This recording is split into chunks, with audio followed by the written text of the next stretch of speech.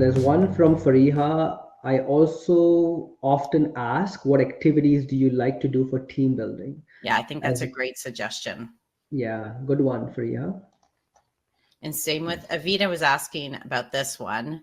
Yeah, I think it depends on, you have to read the room. Yeah. Yeah. And same with Arfa said the same. Ask how I did at the end of the interview. I have asked and I have been asked. And it really works if you're really connecting and the chemistry is strong. But it is like a bomb going off in the room. It's like you just set off a grenade if the interview's been going horribly.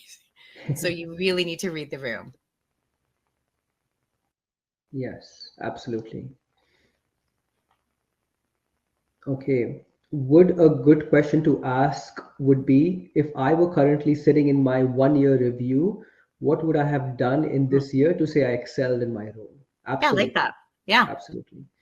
So yeah, so after you hire me, looking back 1 year, what would you say I've done in terms of performance to say I've excelled in the role? Yeah. Amazing question. Thanks, Maria, for sharing.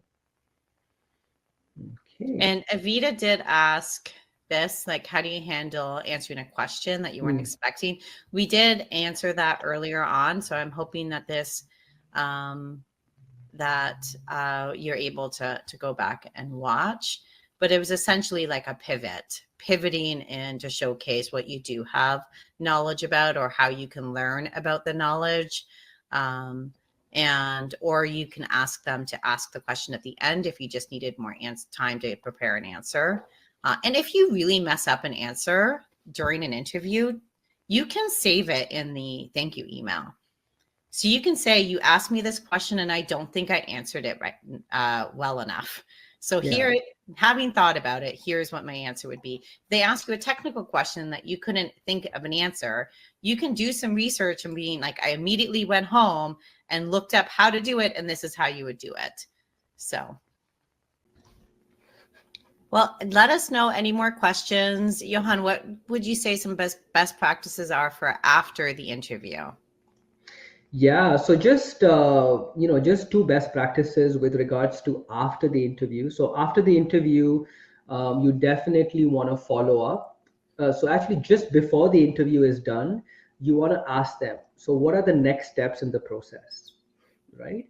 And or you can ask them, when can I expect to hear back from you, and what are the next steps with regards to that, right? You always, within 24 hours, you want to send them a thank you note. And this is not a thank you note that is a template version of something you find on Google.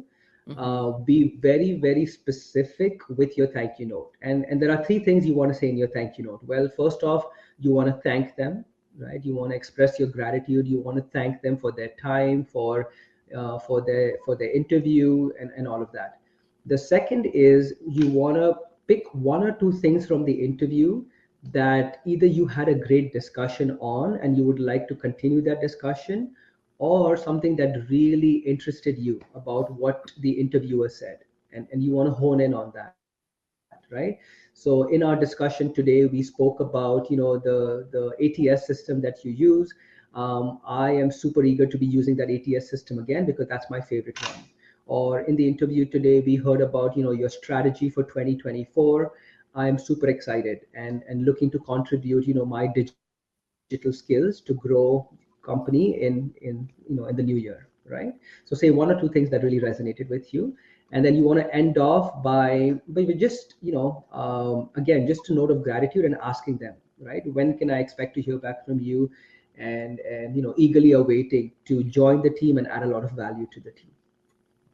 The other thing I would say, in addition to sending a thank you note, is following up, right? Recruiters, hiring manager get a lot of messages, right? So if you don't hear back within, I would say, 5 business days of you sending the thank you note, send them a follow up. Say, just checking in to see, if you have an update for me on my candidacy. I'm still very interested, and eagerly awaiting to be a part of your organization. So those would be kind of like my two best practices. Yeah, and I think from that, after that check-in after the 5 business days, I would potentially wait 2 more weeks and then maybe send one last one. Yeah. I know sometimes we leave and we feel like this is the job. It went so good. And you're just like waiting on pins and needles. And you want to become like a stage 5 clinger. Like you just want to like climb into their office and live there until you get the offer because you like sure it's going to happen.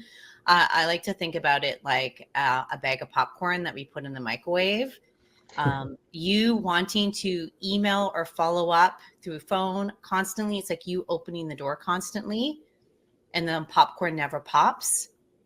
Where like sometimes you just need to let the magic happen and keep the door closed and let that popcorn pop because that's what they are doing. Like they are having the conversations, they are continuing with interviews. You constantly like poking your head in starts to get annoying. As someone who has been annoyed. So, and the last thing you want is the recruiter or the hiring manager. The hiring manager is going to say is the yes person. The recruiter is your advocate. You don't want to annoy them because maybe they'll still hire you, but they definitely will lowball offer you then. And we don't want a lowball offer. If you liked this video, then I invite you to join me in the Find Your Dream Job program, where you work less, make more money, and finally feel fulfilled doing work that you love. Find out more at www.saracurto.ca/CYLA. See you there.